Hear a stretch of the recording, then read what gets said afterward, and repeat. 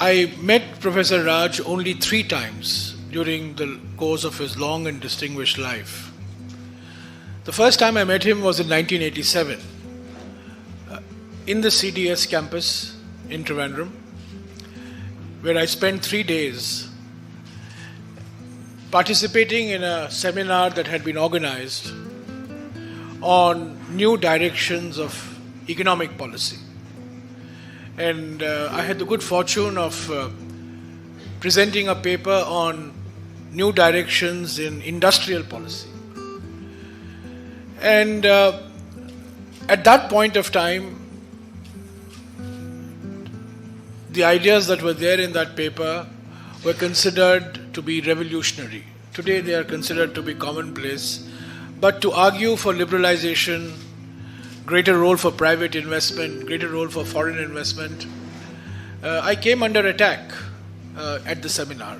The seminar had a large number of JNU and CDS students and professors. And I was struck by the fact that the only person who had a good word to say about me was Professor Raj.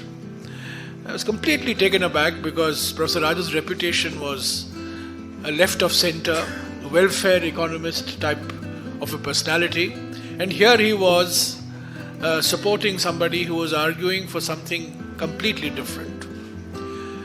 And he told me that the essence of progress is the ability to put forward ideas, debate them, contest them, and then arrive at a consensus view. And it is in that spirit that he had supported me. Not that he agreed with whatever I had said, but that he appreciated the fact that there was some thinking going on, and he would always defend my right to put forward these very dangerous and disturbing ideas.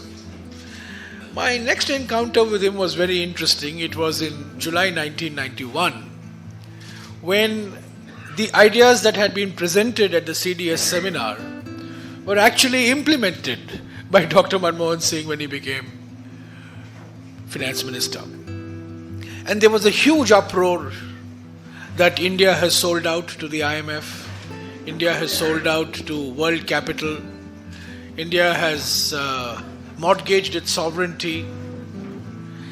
And there was a frontline interview that Professor Raj gave, defending what Dr. Manmohan Singh did. And I saw that interview, and I was working in the Prime Minister's office at that time, and I brought it to the attention of the Prime Minister, Narasimha Rao, and the Finance Minister.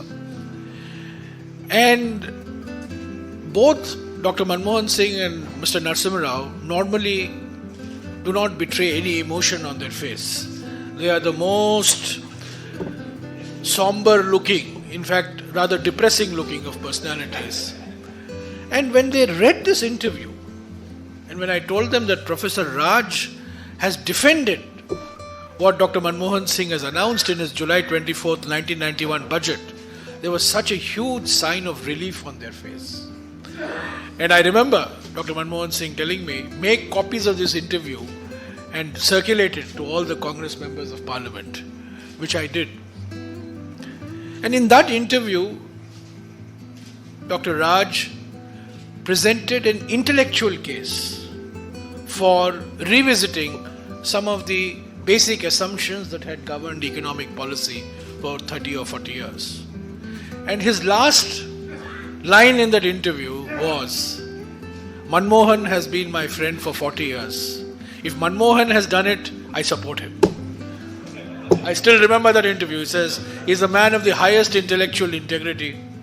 If he has done it, there must be something good in what he has done. My third encounter and final encounter with Professor Raj was in 2001, when Mr. Antony had just become Chief Minister, and Dr. Manmohan Singh and I, we were in the party. He was the chairman of the Economic Affairs Department of the Congress and I was the secretary.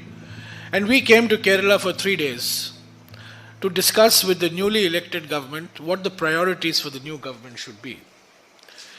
And I was privileged to be part of a dinner conversation in Professor Raj's house with Iqbal Gulati also present.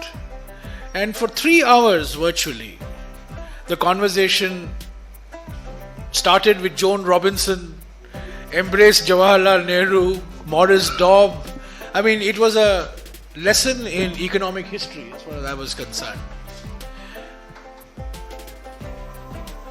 So for me, although I was never a student of Dr. Raj, for me to read him, to interact with him in the limited period that I did, was an education of the highest importance. Subscribe now.